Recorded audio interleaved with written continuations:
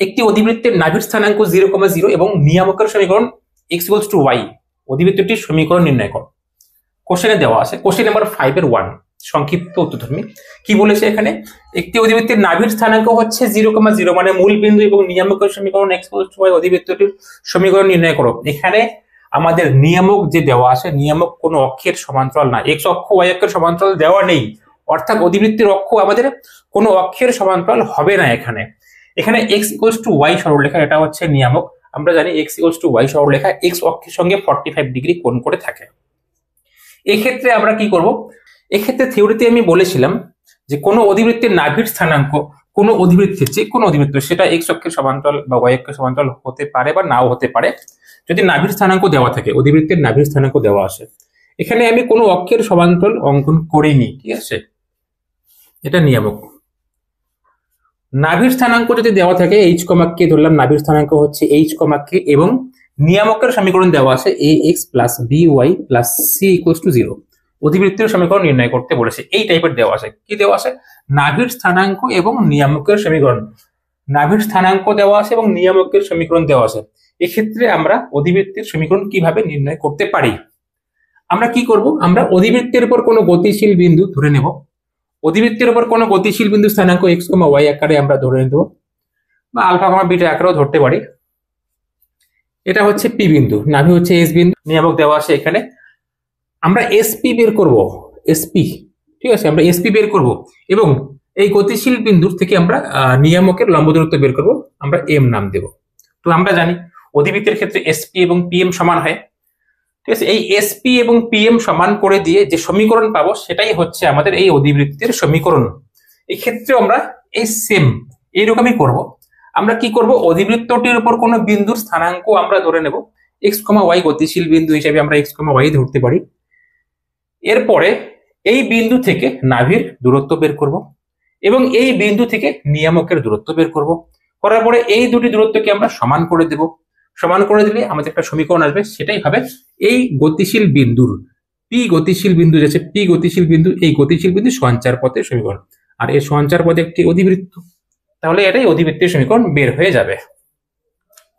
যদিও এই অঙ্কতে আমাদের ছবি আঁকানোর দরকার পড়ে না, তবু আমি ছবি এখানে এঁকে দিচ্ছি। কিরকম হবে আমাদের ছবি? এখানে নিয়ামকের সমীকরণ x equals to y, x equals to y সরলরেখা x অক্ষের সঙ্গে 45 ডিগ্রি কোণ করবে, x ইকুয়ালস টু y মানে সরলরেখার উপরে যত বিন্দু আছে প্রত্যেকটা বিন্দুর জন্য x এর মান এবং y এর মান সমান, 1, 1, 2, 2, 3, 3, -1, -1 এরকম, 1, 1, 2, 2, 3, 3, 4, 4, -1, -1, -2, -2 এরকম। এই বিন্দুগুলো যুক্ত করলে আমরা যে সরলরেখা পাবো সেটা হচ্ছে x অক্ষের সঙ্গে 45 ডিগ্রি কোণ করবে।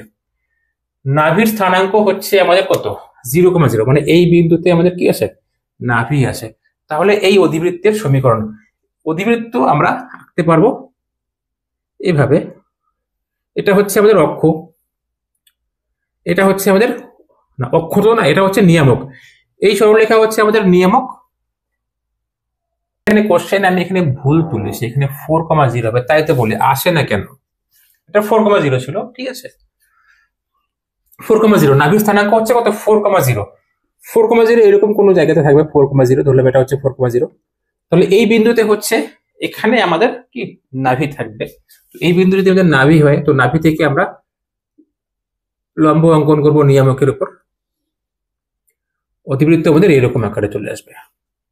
এই অধিবৃত্তের সমীকরণ আমাদের নির্ণয় করতে হবে, ঠিক আছে। এটা হচ্ছে আমাদের x অক্ষ। এখানে ছবির দরকার পড়ে না। আমরা কি করব? অধিবৃত্তের উপর কোনো গতিশীল বিন্দু আমরা চুজ করব, এখানে পি, পি বিন্দু x, y, এটা হচ্ছে 4,0, এটা হচ্ছে নাভি, এস নাম দিলাম, এবং এটা হচ্ছে পি x, y নাম দিলাম। আমরা এসপি বের করব এবং পিএম বের করব, এটা হচ্ছে এম বিন্দু। এই এসপি এবং পিএম সমান করে দেব। নাভির স্থানাঙ্কের, নাভির যে আসে নাভি বিন্দুর আমরা নাম দিলাম সে কত? এস। তো প্রথমে আমরা কি করব? অধিবৃত্তটির উপর কোনো গতিশীল বিন্দু পি ধরে নেব। মনে করি অধিবৃত্তটির উপর কোন বিন্দুর স্থানাঙ্ক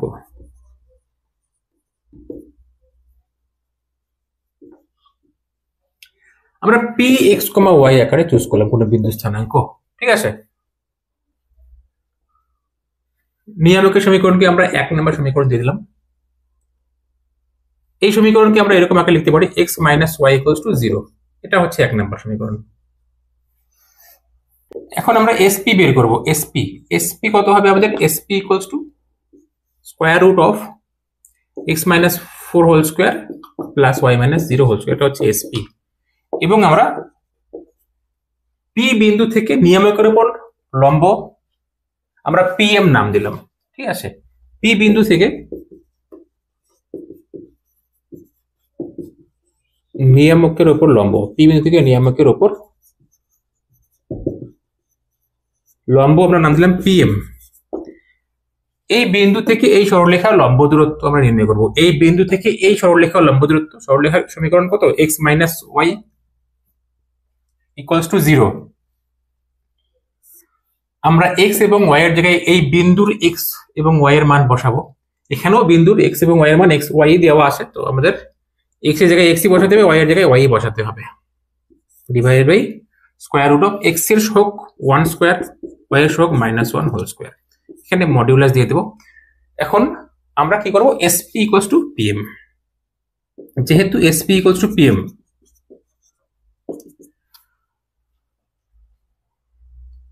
sp আমরা স্কয়ার করে দিচ্ছি। sp square equals to pm square. sp square কত হবে? x minus 4 whole square plus y square equals to pm square. pm এখানে pm স্কয়ার করলে x মাইনাস y রুট থাকবে না, এখানে রুট থাকবে না, এখানে 1 স্কয়ার প্লাস 1 স্কয়ার, মানে এখানে 2 আসবে, রুট 2 স্কয়ার করেছি, রুট থাকবে না। এখানে মডিউলাস দেওয়া ছিল, যেহেতু স্কয়ার করেছি স্কয়ার হবে। এখানে মডিউলাস দেওয়া ছিল, স্কয়ার করেছি, তাই আমরা প্লাস মাইনাস লিখবো না। এখন এই সমীকরণকে আমরা ভেঙে দেব। এটাই সমীকরণ, এটাকে একটু সিম্পলিফাই করব আমরা। x square minus 8x plus 16 plus y square, এটাকে 2 দিয়ে গুণ করলাম, equals to x minus y whole square. x square plus y square minus 2xy। এখানে 2x স্কয়ার আসে, এদিকে x স্কয়ার আসে, বাদিকে আসলে শুধু x স্কয়ার থাকবে। এবার y স্কয়ার, এখানে 2y স্কয়ার আসে, এখানে y স্কয়ার আসে, বাদিকে আসলে শুধু y স্কয়ার থাকবে, x square plus y square. এবার আমরা xy যুক্ত পদ নেই, xy যুক্ত পদ এখানে আসে, বাদিকে আসলে 2xy প্লাস হয়ে যাবে। এখন x যুক্ত পদ এখানে 16 মাইনাস 16x, y যুক্ত কোনো পদ নেই এবং ধ্রুবক পদ কত? 32 প্লাস 32 ইকুয়ালস টু 0। এটাই হচ্ছে আমাদের অধিবৃত্তের সমীকরণ। এই অঙ্ক এখানে কমপ্লিট। এর পরের অঙ্কতে যাচ্ছি আমরা। একটি অধিবৃত্তের নাভি মূল বিন্দুতে এবং নিয়ামকের সমীকরণ x plus y equals to 1, অধিবৃত্তটির সমীকরণ নির্ণয় করো। এরপরে আরেকটা পার্ট বলেছে, সেই পার্ট কি? নাভি লম্বের দৈর্ঘ্য নির্ণয় করতে বলেছে। তো আগে আমরা সমীকরণ নির্ণয় করি। সমীকরণ নির্ণয় করার পরে আমি এখানে বুঝিয়ে দেব কিভাবে আমরা নাভি লম্বের দৈর্ঘ্য নির্ণয় করব। এখানেও এর আগের অঙ্কের মতো সেম আছে আমাদের, ঠিক আছে। কি আছে? নাভির স্থানাঙ্ক দেওয়া আছে এবং নিয়ামকের সমীকরণ দেওয়া আছে। নাভি মূল বিন্দুতে বলেছে, তাই আমি স্থানাঙ্ক লিখেছি 0,0, নাম দিয়েছি s, এবং নিয়ামকের সমীকরণ দেওয়া আছে x plus y equals to 1। আমরা সেম প্রসেস করব।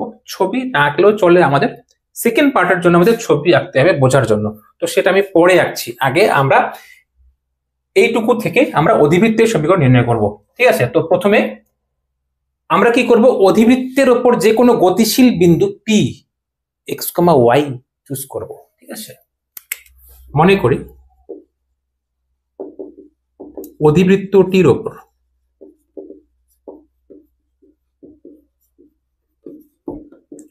কোন বিন্দু স্থানাঙ্ক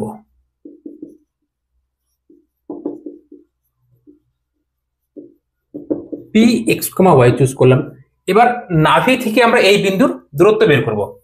সুতরাং sp equals to sp square root of x minus 0 whole square plus y minus 0 whole square, তাই x square plus y square.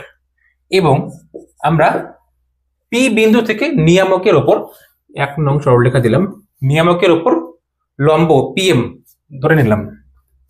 p বিন্দু থেকে নিয়ামকের অপর অঙ্কিত লম্ব।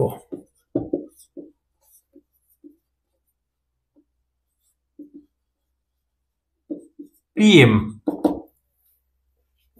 এই বিন্দু থেকে আমাদের এই সরলরেখার লম্ব দূরত্ব নির্ণয় করতে হবে। বিন্দু স্থানাঙ্কের এক্স এবং ওয়াই এর মান আমরা এখানে এক্স এবং ওয়াই এর পরিবর্তে বসাবো। তো এখানে এক্স এবং ওয়াই এর পরিবর্তে যদি আমরা বসে দিই, এক্স প্লাস ওয়াই থাকবে, ডান দিকে ওয়ান আসে সেটাকে আমাদের বাঁ দিকে নিয়ে আসতে হবে, মডিউলাস ডিভাইড বাই এক্স এর সহগ এর স্কোয়ার প্লাস ওয়াই এর সহগের স্কোয়ার। ঠিক আছে, তো এসপি ইকুয়ালস টু পিএম আমরা জানি, এসপি ইকুয়ালস টু পিএম। এখন এসপি ইকুয়ালস টু কি, এসপি ইকুয়ালস টু পিএম, এখান থেকে আমরা বলতে পারি SP square equals to PM square, তাই তো? স্কোয়ার করে দিলাম, কেন স্কোয়ার করে, রুট আছে তাই আমরা স্কোয়ার করে দিলাম। এসপি স্কোয়ার করলে কত আসবে, x square plus y square আসবে, এবং পিএম স্কোয়ার করলে আমাদের আসবে হচ্ছে x plus y minus one whole square, root two হয় স্কোয়ার করেছি তাই টু থাকবে, প্লাস মাইনাস দেয়নি যেহেতু স্কোয়ার করেছি তাই মডুলাস তুলে প্লাস মাইনাস দেয়নি। এক্স স্কোয়ার মানে two x square plus two y square. এবার এখানে আমরা a plus b plus c whole square formula লিখে দিচ্ছি, এখানে x square plus y square plus z square মানে ওয়ান হবে এখানে, প্লাস টু এ বি মানে two x y plus two b c, b রেখে প্লাস আছে সি রেখে মাইনাস আছে তাই মাইনাস হবে, টু বি সি, বি আর সি গুণ করলে শুধু ওয়াই থাকবে, এরপরে প্লাস টু সি এ, সি এবং এ গুণ করলে মাইনাস আসবে তাই মাইনাস দিয়েছি, টু সি এ, এক্স আর ওয়ান গুণ করলে শুধু এক্সই থাকবে।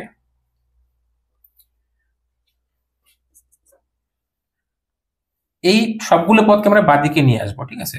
এখানে টু এক্স করে আছে, এখানে এক্স করে আছে, বাদিকে আসলে শুধু এক্স স্কোয়ার থাকবে, শুধু ওয়াই স্কোয়ার থাকবে। এক্স ওয়াই যুক্ত পদ এখানে প্লাস টু এক্স ওয়াই আছে, বাদিকে নিয়ে আসলে মাইনাস টু এক্স ওয়াই হবে। এক্স যুক্ত পদ মাইনাস টু এক্স আছে, এটা বাদিকে আসলে প্লাস টু এক্স হবে, প্লাস টু ওয়াই। এবার ধ্রুবক পদ এখানে ডান দিকে ওয়ান আছে, বাদিকে আসলে মাইনাস ওয়ান হবে, ইকুয়ালস টু জিরো। এটাই হচ্ছে আমাদের অধিবৃত্তের সমীকরণ। এবার আমরা এখানে সেকেন্ড পার্ট করব, ঠিক আছে? সেকেন্ড পার্ট কি বলেছে, অধিবৃত্তটির নাভি লম্বের দৈর্ঘ্য নির্ণয় করতে বলেছে।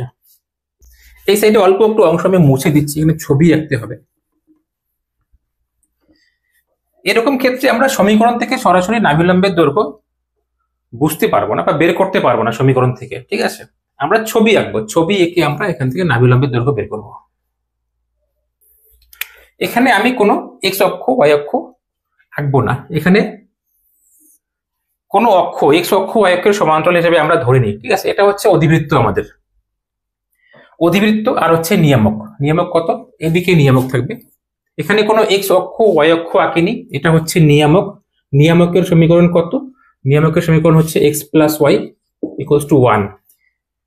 অধিবৃত্তটির অক্ষ নিয়ামকের উপর লম্ব হবে, এটা অধিবৃত্তের অক্ষ, এটা এক্স অক্ষ না, ঠিক আছে? এক্স অক্ষ না, এটা এখানে এক্স অক্ষ ওয়াই অক্ষ এখানে এভাবে আসবে না, যেহেতু এখানে নিয়ামকের সমীকরণ x plus y equals two one, অর্থাৎ নিয়ামক এখানে এক্স বা ওয়াই অক্ষের সমান্তরাল না, তাই আমি এখানে এক্স অক্ষ ওয়াই অক্ষ আঁকিনি। এখানে কোথাও আছে নাভি এস, স্থানাঙ্ক কত 0,0। আমাদের নাভি লম্বের দৈর্ঘ্য নির্ণয় করতে হবে। আমরা জানি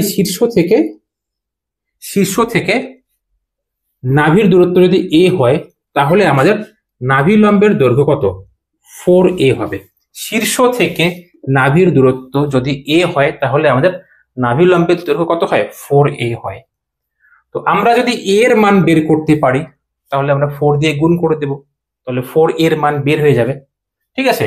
এখন এ এর মান আমরা কিভাবে বের করব, এখান থেকে এইটুকু দূরত্ব যদি এ হয়, শীর্ষ থেকে নাভির দূরত্ব যদি এ হয়, শীর্ষ থেকে নিয়ামক পর্যন্ত দূরত্ব তো আমাদের এই হয়, তাই না? অর্থাৎ আমরা বলতে পারি নাভি থেকে নিয়ামক পর্যন্ত দূরত্ব, লম্ব দূরত্ব, নাভি থেকে নিয়ামকের উপর লম্ব দূরত্ব 2a। এই 2a এর মান আমরা যদি বের করতে পারি তাহলে এর মান বের হয়ে যাবে। আমরা যদি নাভি থেকে নিয়ামকের দৈর্ঘ্য বের করতে পারি তাহলে আমরা শীর্ষ 2 দিয়ে ভাগ করে দেব, শীর্ষ থেকে নাভির দূরত্ব বের হয়ে যাবে, ঠিক আছে? বুঝতে পেরেছো? আমরা জানি শীর্ষ থেকে নাভির দূরত্ব হচ্ছে আমাদের কি এ, যদি এ হয় তাহলে নাভি লম্বের দৈর্ঘ্য 4a হবে। তো শীর্ষ থেকে নাভির দৈর্ঘ্য মানে দূরত্ব আবার শীর্ষ থেকে নিয়ামকের দূরত্ব সমান তাহলে এদিকে যদি এ হয় এদিকেও এ হবে। তাহলে এই সম্পূর্ণটা কত হলো 2a, সম্পূর্ণ হচ্ছে 2a। এই 2a কে যদি আমরা 2 দিয়ে গুণ করি তাহলে আমরা 4a এর মান পেয়ে যাব, তাই তো? তাহলে আমরা কি করব, এখানে নাভি থেকে নিয়ামকের দূরত্ব বের করব। নিয়ামকের সমীকরণ দেওয়া আছে, এটা হচ্ছে আমাদের নিয়ামকের সমীকরণ। নাভির স্থানাঙ্ক দেওয়া আছে কত, 0,0। তাহলে 0,0 বিন্দু থেকে আমরা এই নিয়ামকের দৈর্ঘ্য বের করব। এখন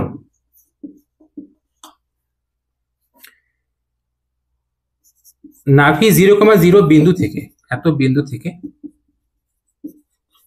1 নং সরলরেখার মানে নিয়ামকের আর কি, 1 নং নিয়ামকের লম্ব দূরত্ব,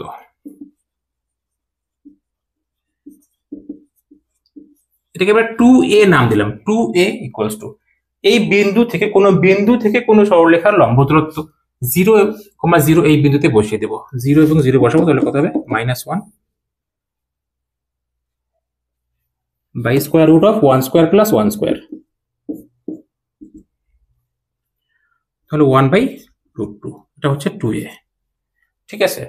তো 2a এর মান পেলাম। আমাদের নাভিলম্বের দৈর্ঘ্য কত, 4a। অ্যান্সার তোমরা লিখে দিবে নাভিলম্বের দৈর্ঘ্য। সুতরাং নাভিলম্বের দৈর্ঘ্য কত হবে, 2 ইন্টু এটাকে 2 দিয়ে গুণ করতে হবে আমাদের 1/√2। এটা হচ্ছে নাভিলম্বের দৈর্ঘ্য। তাহলে কত আসলো, √2। এটাই হচ্ছে অ্যান্সার। এই অঙ্ক এখানে কমপ্লিট।